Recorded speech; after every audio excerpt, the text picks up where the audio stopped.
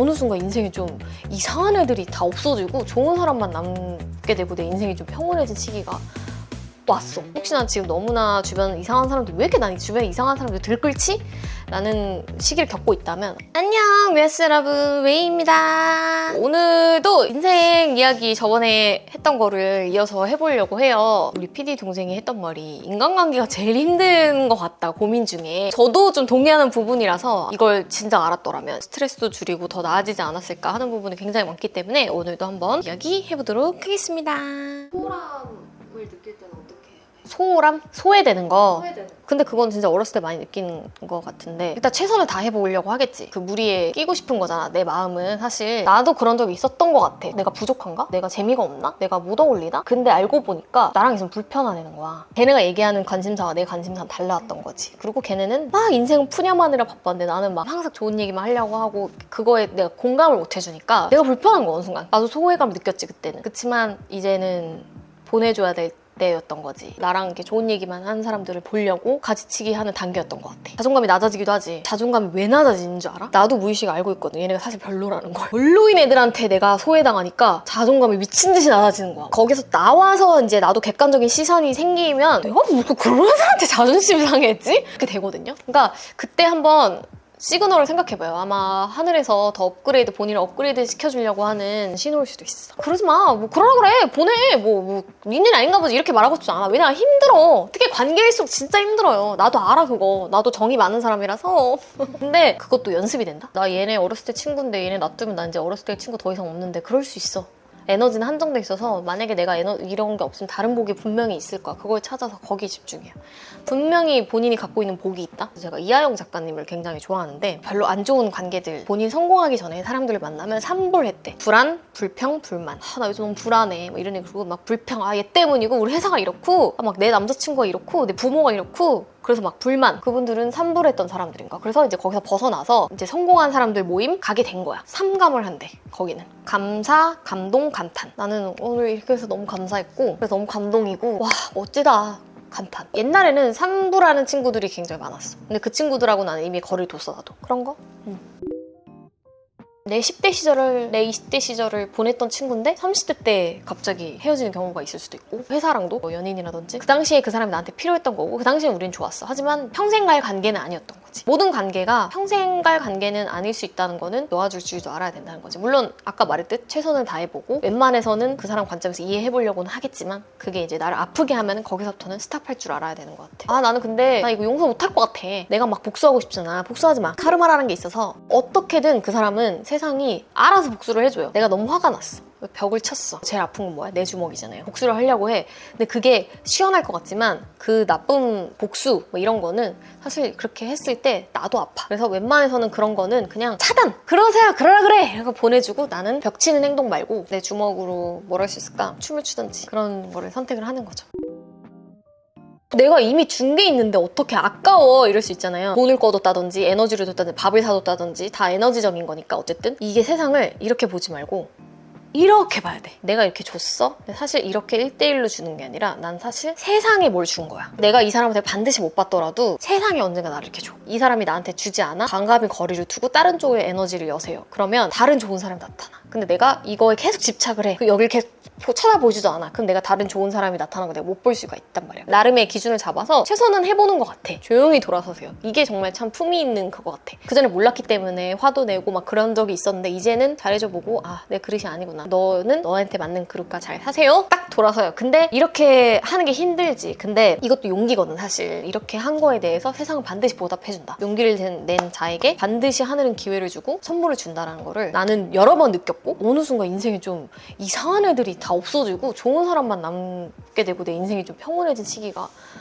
왔어. 혹시나 지금 너무나 주변 이상한 사람들, 왜 이렇게 난 주변에 이상한 사람들 들끓지?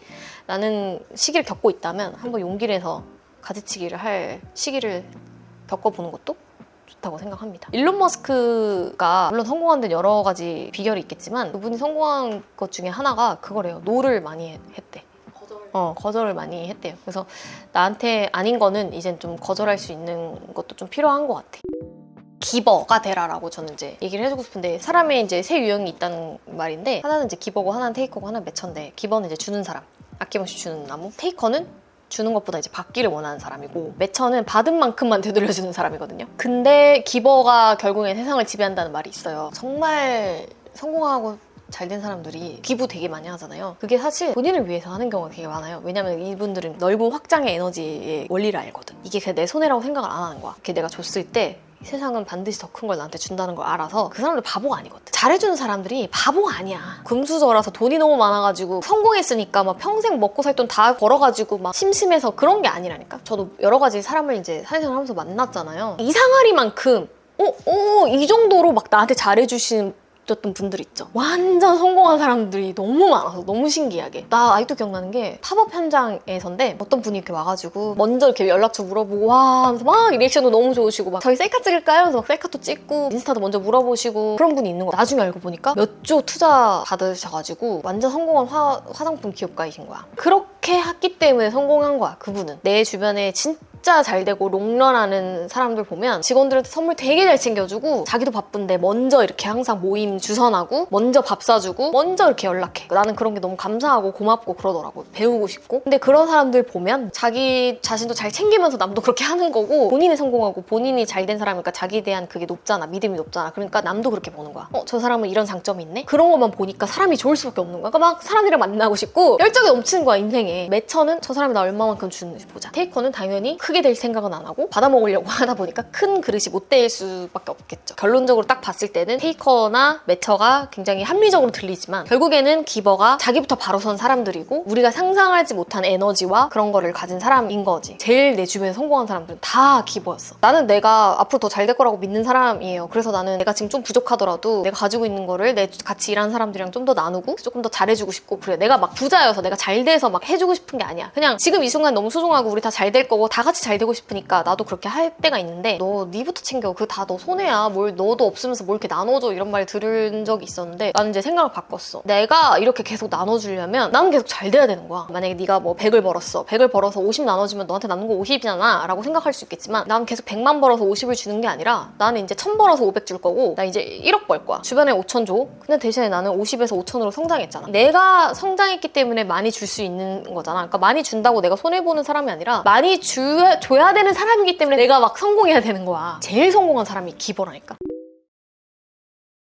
이런 비슷한 것도 뭐 있어? 솔지는? 직장 다닐 때가 사실 제일 인간관계 때문에 스트레스 많이 받지 않았어? 그리고 사실 저희 옛날에 회사 다닐 때 너무 시간이 하루 종일 맞아. 그 시간에 편집을 너무 많이 할 수 있는 시간인데 그런 게 좀 답답하지. 나도 회사 다녔을 때 항상 그런 부분이 좀 많았는데 왜 저러지? 나 같으면 저렇게 안 할 것 같은데 바보 아니야? 뭐 이런 생각 진짜 많이 들잖아요. 나도 직원의 입장에서도 있어봤었고 상사의 입장에서도 있어봤었지만 그게 진짜 달라. 다 각자만의 자기가 그리는 그림들이 있어. 저 사람은 왜 이렇게 행동할까를 막 분석하거나 막 이해해보려고 하지 말고, 저 사람이 그런 데는 내가 이해하지 못할 저 사람만의 그게 있다. 회사에서 뭔가 자아실현을 하려고 하지 말라고. 그런 말도 있잖아요. 결국엔 불행해진 건 나거든. 그래서 요즘은 그게 해외에서도 유행이에요. 렛댐 띠어리라고 알아요? 그러세요 이거거든요. 봐봐. 이 행동이 뭘 유발하는지. 아 진짜? 미친 거 아니야? 왜 그래? 답답해. 우리 뭐 하자. 나만 결국에 힘들어지는 건데 그러세요? 하니까 우리 너무 편한 거야. 세상에 화날 일이 없어. 그래서 분노가 진짜 확실히 사그러들었고 내 인생이 너무 편해지는 거야. 나 이하영 작가님 되게 좋아한다 했잖아요. 그분도 하신 말이 3글을 굉장히 강조를 하시거든요. 그렇구나. 그럴 수 있지.